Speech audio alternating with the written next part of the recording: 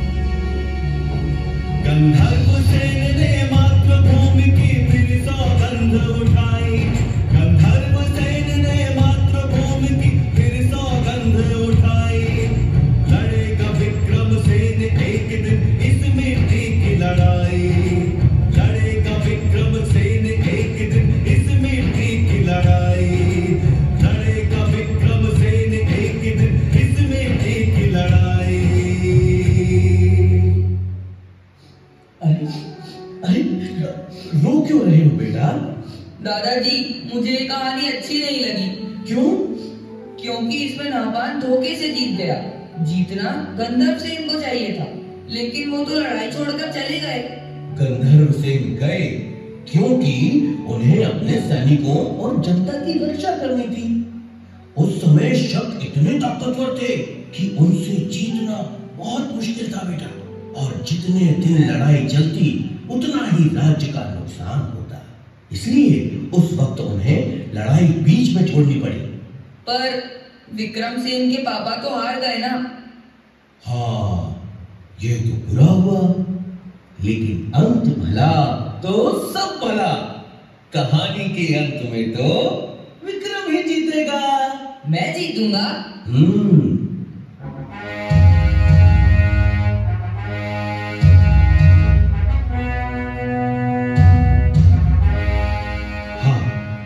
तुम जीतोगे पुत्र, जीतोगे। तुम ही इस धरती को शक विहीन करोगे। अगर नहपान ठीक से शासन चलाता तो मैं कभी राज्य की कामना नहीं करता, किंतु जनता ही उससे परेशान है। जनता के कष्ट हरना ही मेरा परम धर्म है। मां, जब तक भारत भूमि को शकों से मुक्त न करा दूं, तब तक अन्न का एक दाना भी ग्रहण नहीं करूंगा। बेटा, तेरे विचार ठीक हैं, परंतु अन्न त्याग का हठ ठीक नहीं। हाँ युवराज, रानी जी ठीक कह रही है। आपकी तरह मैं भी बेचैन हूं अपनी मातृभूमि की मुक्ति के लिए। 20 वर्ष की प्रतीक्षा कम नहीं होती। इन 20 वर्षों में जनता ने बड़े कष्ट सहे। मालवा के महाराज और महारानी को छुप छुप कर वनों में रहना पड़ा। हम सब आपके बड़े होने की प्रतीक्षा कर रहे थे। हे मालवा नरेश, हम सबको आपके आदेश की प्रतीक्षा है। मालवा के नरेश तो स्वयं महाकाल है। हमारा वंश तो बस उन्हीं का सेवादार। भगवान महाकाल मेरे स्वप्न में आए और उन्होंने आदेश दिया है कि अब अवंतिका को मुक्त कराने का समय आ गया है। ये तो शुभ संकेत है युवराज, किंतु हमारे पास सैनिक बहुत कम है। युद्ध में सेना की संख्या से अधिक उसका कौशल काम आता है। मैंने जो भैरव सेना तैयार की है उस पर महाकाल की कृपा है। इस भैरव सेना में ताकत और बुद्धि का सटीक मिश्रण है। हमें नहपान की सेनाओं की रसद रोकनी होगी। रसद की कमी से वो आपस में ही कट मरेंगे और सही अवसर देखकर हम आक्रमण करेंगे। किंतु ये छल तो नहीं कहलाएगा कुंवर? तब कहलाता है जब हम शत्रु पर पीछे से हमला करें। हम तो पहले उन्हें दुर्बल करेंगे, फिर सामने से हमला करेंगे। नहपान को संदेशा भिजवा दीजिए कि उसके पाप का घड़ा भर चुका है। किंतु सूचना मिलते ही वो सतर्क हो जाए। निश्चेत पर हमला कायरता है और विक्रम कायर नहीं। हाँ बेटा, हमले से पहले शत्रु को सचेत करना वीरता का लक्षण है। काश तुम्हारे भाई भृतहरि भी आज साथ होते। उन्होंने जन कल्याण के लिए ही वैराग्य धारण किया है। उनकी साधना का बल मेरे साथ है। जय महाकाल, जय महाकाल।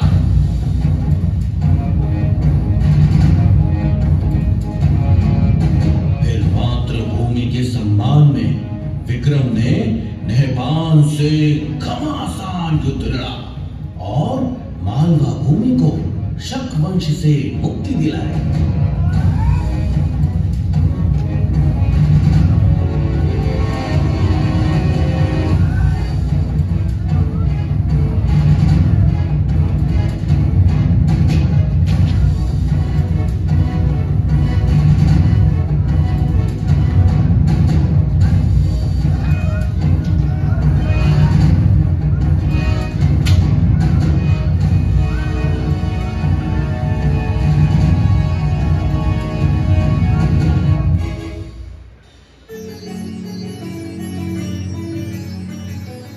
जिन शकों का सूर्य कभी नहीं डूबता था, आपने मालवा से उनका अंत कर दिया। अब आपको संपूर्ण भारत भूमि को शक मुक्त कराना है। आपका पराक्रम भगवान सूर्य जैसा है, इसलिए अब से संसार आपको विक्रमसेन नहीं, विक्रमादित्य के नाम से जानेगा। महाराज विक्रमादित्य की जय हो। मालवा नरेश विक्रमादित्य की जय हो। महाराज, शकों की विधवाओं और बच्चों के लिए क्या आदेश है? ससम्मान विधवाओं के पुनर्वास की व्यवस्था की जाए और बच्चों की शिक्षा दीक्षा राजकोष से कराई जाए। अद्भुत। महान राजा का यही गुण है कि वो अपने संरक्षण में आने वाले सभी जीवों की रक्षा करे। आपने एक नए समय का सूत्रपात किया है। आपकी अनुकंपा है गुरुदेव। अवश्य ही ये समय अपनी जड़ों की ओर लौटने का है, वैदिक परंपराओं की पुनर्स्थापना का है। कुलदेवी हरसिद्धि की कृपा से मैंने अपने नवरत्न पहचान लिए हैं। इन नवरत्नों की सहायता से मैं इस राज्य का संचालन करूंगा। धनवंतरी, शपनक, अमर सिंह, वास्तुकार शंकु, कालिदास, वेताल भट्ट, वररुचि, खटखपर और वराह मिहिर जैसे विद्वानों के नेतृत्व में यह राज्य 10 दिशाओं में प्रगति करेगा। जैसे ब्रह्मांड की शोभा नवग्रह से होती है, वैसे ही मालवा के यह नवरत्न मिलकर राज्य का वैभव बढ़ाएंगे।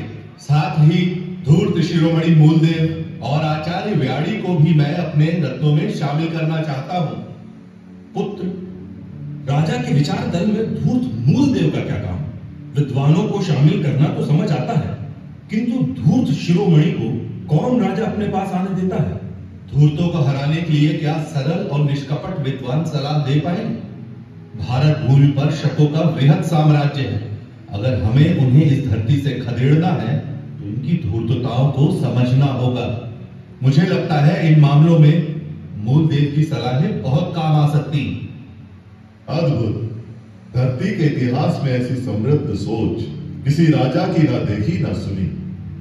आचार्य व्याड़ी भले ही स्वर्ण बनाने में अब तक असफल रहे हैं, किंतु वो लगनशील है। आज नहीं तो कल अवश्य सफल होंगे।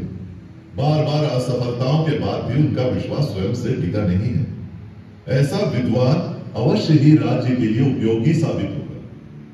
गुरु का आश्वासन मिल गया, अब मैं निश्चिंत हूं। श्रीमान कालिदास, आपसे आग्रह है कि अपने साहित्य को जन सुलभ बनाने की दिशा में कार्य करें। अन्य सभी नवरत्नों से आग्रह करता हूं कि ज्ञान, विज्ञान, भाषा और वैदिक रीति के प्रसार की दिशा में कार्य करें। जैसी आज्ञा महाराज। गुरुदेव, एक विचार मेरे मन में उमड़ रहा है, यदि आपकी आज्ञा हो तो कहूं? आदेश करें महाराज। मुझे देश में एक नए पंचांग की आवश्यकता महसूस हो रही है। क्या हम मालवा को समय गणना का वैश्विक केंद्र बना सकते हैं? साधु साधु, बहुत उत्तम विचार है महाराज। जैसी आज्ञा गुरुदेव। श्रीमान वराह मिहिर, मैं आपको एक बड़ा दायित्व सौंप रहा हूं। आप खगोल और ज्योतिष के ज्ञाता हैं। हमारे भारत में अब तक पूर्ण रूप से प्रामाणिक और वैज्ञानिक पंचांग नहीं है, जिसके कारण सदा ही जनता में शुभ और अशुभ मुहूर्तों के संबंध में भ्रम की स्थिति बनती है। आप काल गणना की नई व्यवस्था तैयार करिए, जो वैदिक परंपराओं पर आधारित हो और पूर्ण रूप से वैज्ञानिक हो। आपकी आज्ञा शिरोधार्य है महाराज, किंतु आपके मार्गदर्शन के बिना मेरे लिए ये कर पाना संभव न होगा। आप स्वयं सभी विषयों के ज्ञाता हैं। इस दिशा में आप आगे आगे चलें और मैं आपका सहगामी रहूंगा। आप ही इस विक्रम संवत के प्रणेता हैं। विक्रम संवत, विक्रम संवत, विक्रम संवत। जैसी सभासदों की इच्छा। आज चैत्र नवरात्रि का पहला दिन है। आज से ही विक्रम संवत की गणना आरंभ करेंगे तो माता हरसिद्धि की कृपा हम सब पर बनी रहेगी।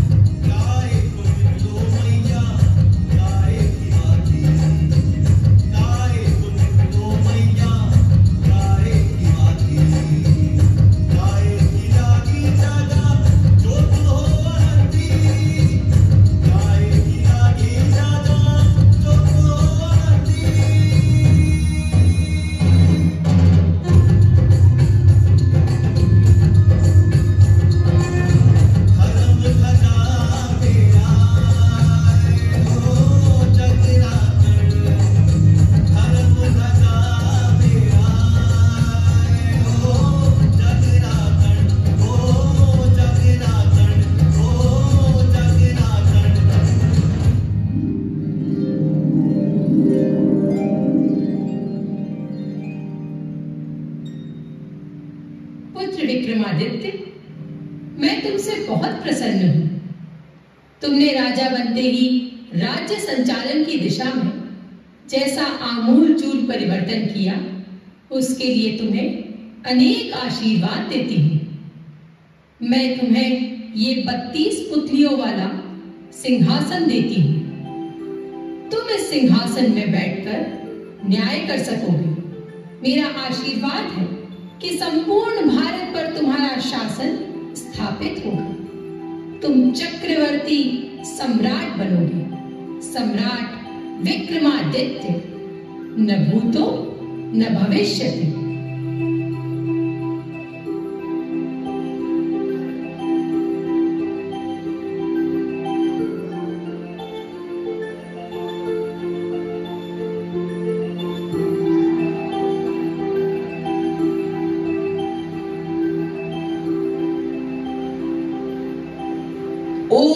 तो आपने इसीलिए मेरा नाम विक्रम रखा था, ताकि मैं भी उनकी तरह महान बन सकूं।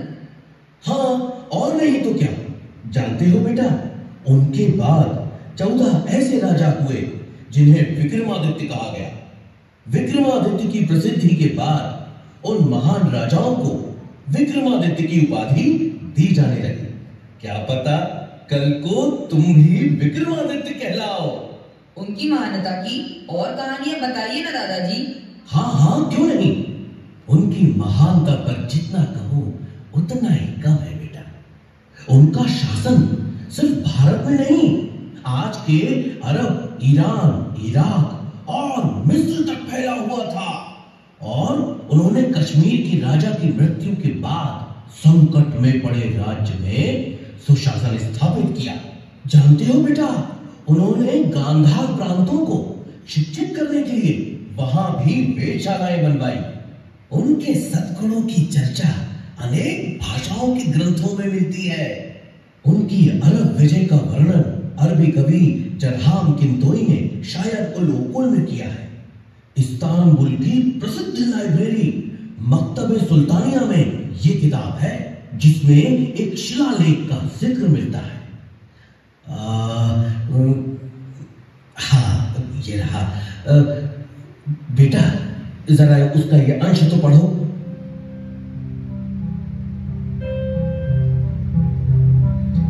वे लोग भाग्यशाली थे जो विक्रमादित्य के समय में जन्मे, उन्हीं के शासन में जीवन बिताया। वह एक दयालु, उदार और कर्तव्यनिष्ठ राजा था जो हर एक व्यक्ति के कल्याण के बारे में सोचता था। उसने अपने पवित्र धर्म को हमारे बीच फैलाया। हिंदुस्तान के सूर्य से भी तेज विद्वानों को विक्रम ने उनके बीच भेजा ताकि ज्ञान का उजाला उस तरफ भी फैल सके। दादाजी, मुझे विक्रमादित्य की और कहानी सुनाइए ना। हाँ हाँ मेरे बच्चे, क्यों नहीं। रुको। हाँ, इन किताबों में क्या है दादाजी? इन किताबों में कहानियां हैं। इन दोनों किताबों में सम्राट विक्रमादित्य की कहानियों का भंडार है बेटा। एक है सिंहासन 32 और दूसरी बेताल 25। इसके अलावा भी उनकी वीरता, उदारता, दया, क्षमा आदि गुणों से भारतीय साहित्य भरा पड़ा है बेटा। इन्हें पढ़ो और उनके गुणों को अपने जीवन में उतार कर तुम भी उनके जैसा बनो।